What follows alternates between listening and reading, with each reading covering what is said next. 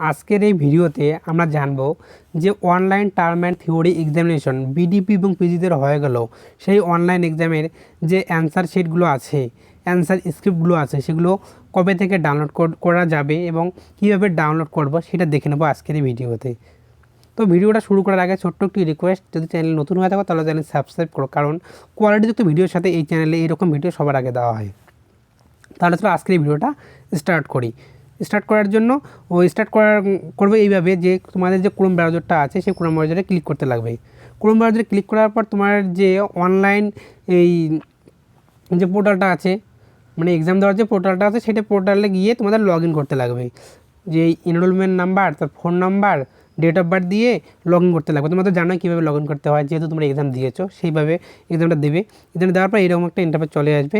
তো এখানে দেওয়া আছে, উপরে দেখো 3 ডট ক্লিক করে এখানে কিন্তু ডেস্কটপ সাইট বলে যে অপশানটা আছে সেটা টিকমার্ক দেবে।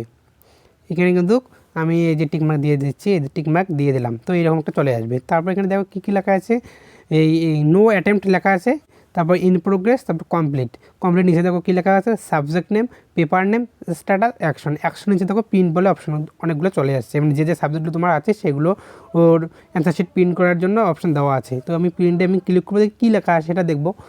তো আমি প্রিন্টে ক্লিক করলাম, যেহেতু আমার এখানে নেট স্লো আছে তাই একটু সময় লাগবে, এখানে এসে গেছে।